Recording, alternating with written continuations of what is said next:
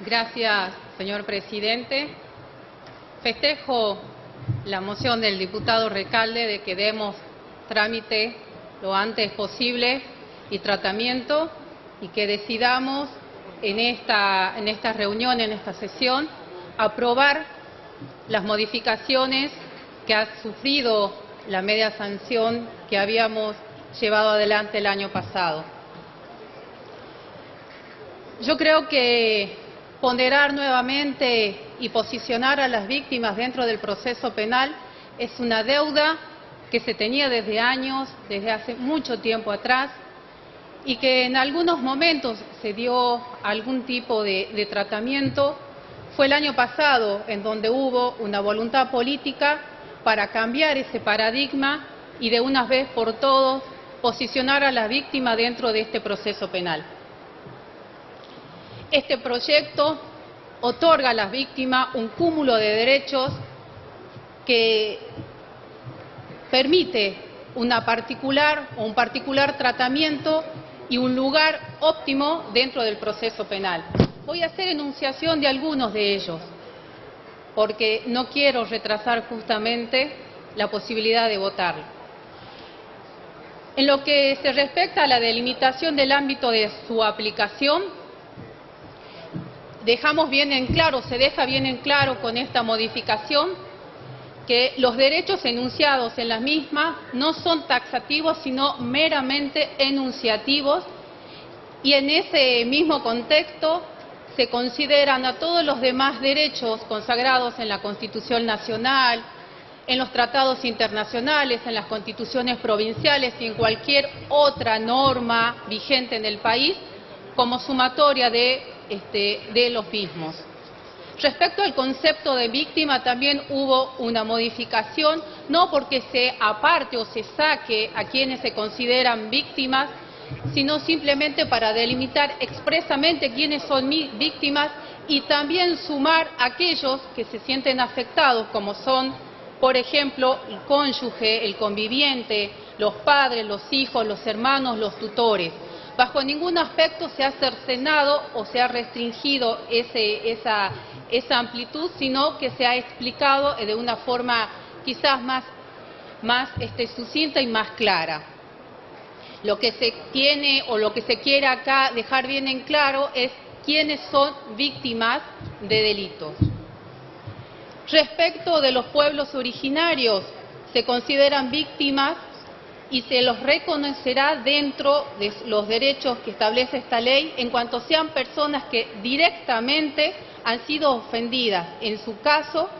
o en el caso de muerte o afectación, a quienes se le impida y se traslada a sus familiares. Respecto a los derechos reconocidos a las víctimas, también ha sufrido una modificación la redacción originaria, y no por eso significa que se ha sacado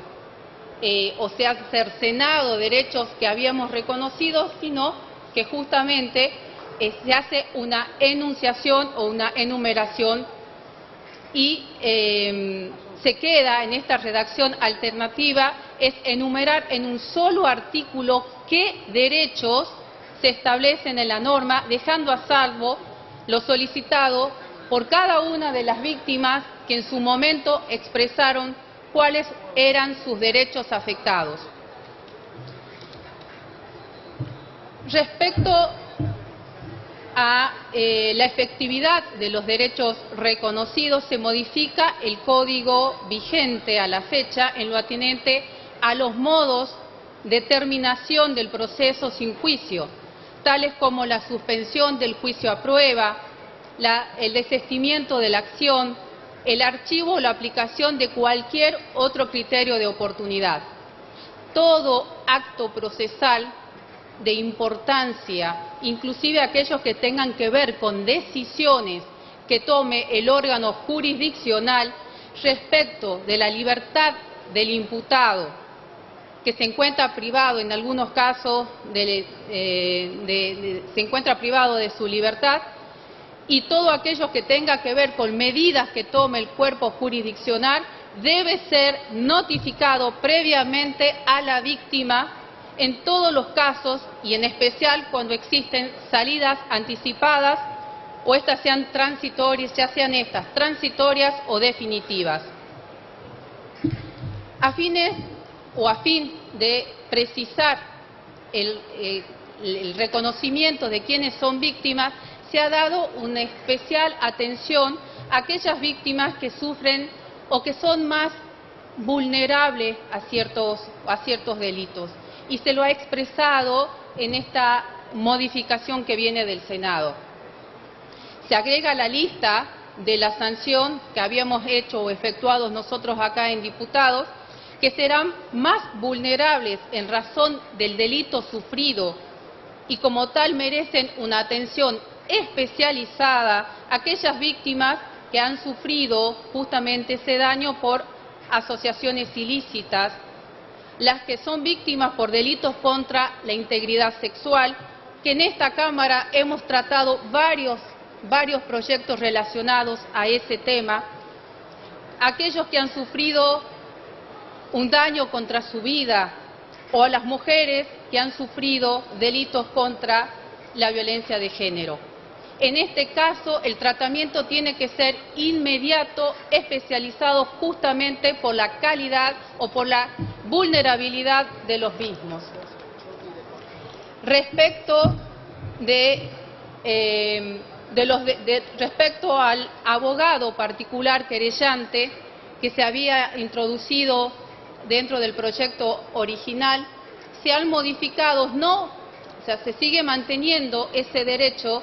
de que las víctimas tengan un abogado querellante, simplemente se ha sacado esa enumeración de cuáles son los delitos para los cuales van a tener ese abogado querellante y se impone o se establece simplemente que toda persona